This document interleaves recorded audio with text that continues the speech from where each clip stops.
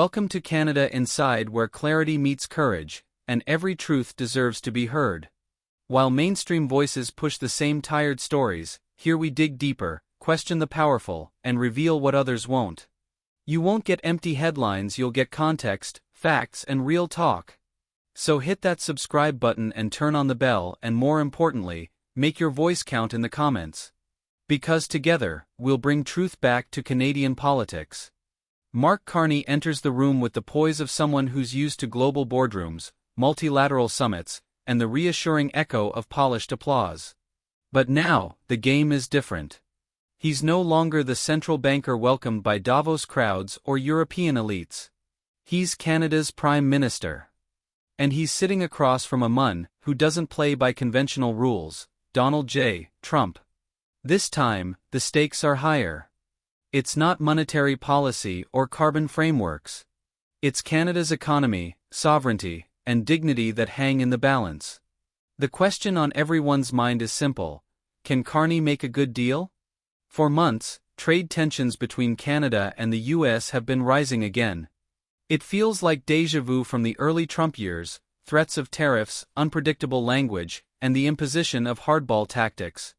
But this time, Canada walks into negotiations not under a conservative government with steel in its spine, but under a liberal administration led by Carney, an unelected financial technocrat turned politician. Many Canadians, especially those in the West, are asking, does Carney truly understand what's at stake for ordinary people? Or is he too far removed, too focused on global image over local impact? Carney's first test came with the digital services tax, a policy meant to target big tech, but which, predictably, provoked sharp retaliation from Washington. Within days of Trump threatening countermeasures, Carney backtracked and scrapped the tax altogether. His government spun the move as pragmatic, calling it a way to reopen stalled trade discussions. But many saw something else: capitulation. A retreat not grounded in strategy but in fear. After all, if Canada can't stand firm on tech taxation, what happens when energy, agriculture, or manufacturing are on the table? Carney's defenders argue that he's playing a long game. They point to his deep understanding of markets, his diplomatic credentials, and his push for a diversified trade strategy that reduces Canadian dependence on the US.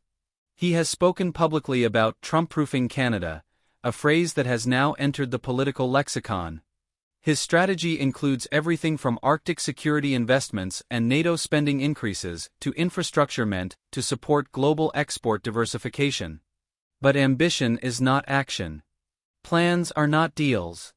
And while Carney outlines impressive frameworks, real Canadians wonder whether any of it will lower their grocery bill, save a job in the oil patch, or open a door for Canadian exports blocked by American protectionism.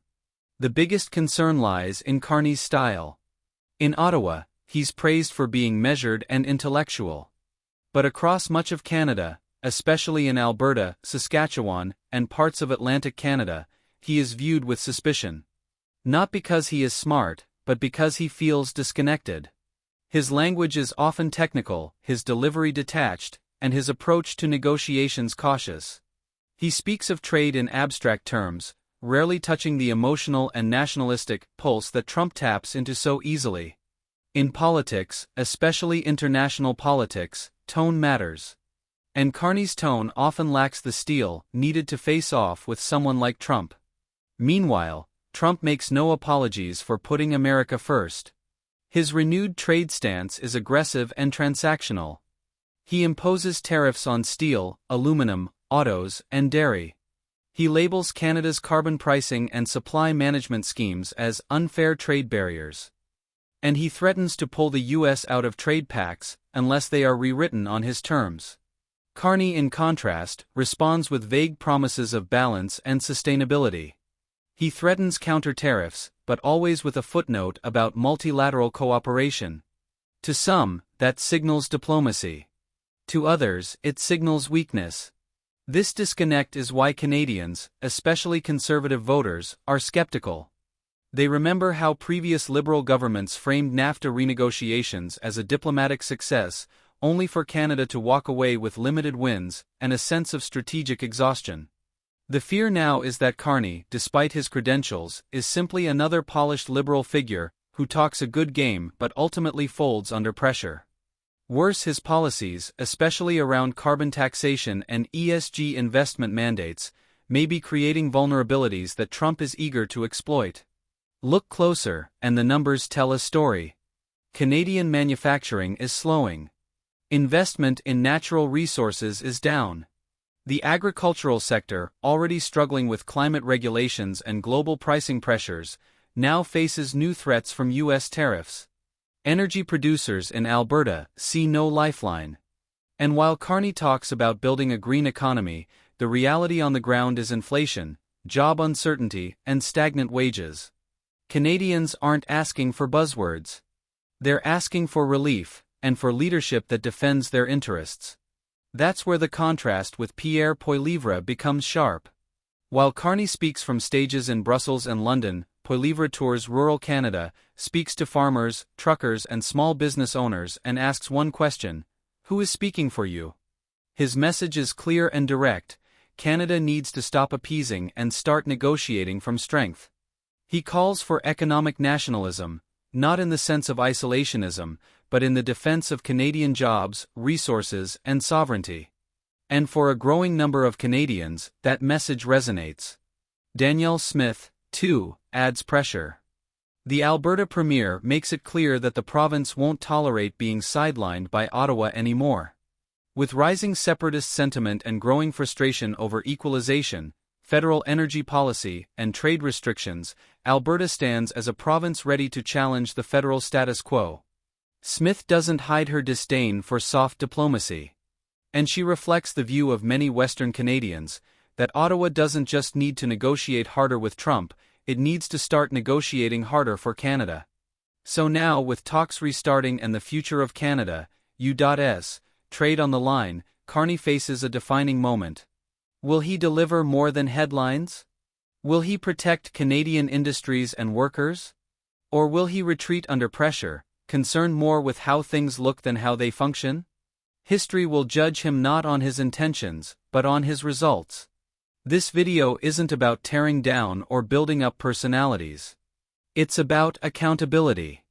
It's about whether Canadians can trust their leadership to defend their interests when it counts.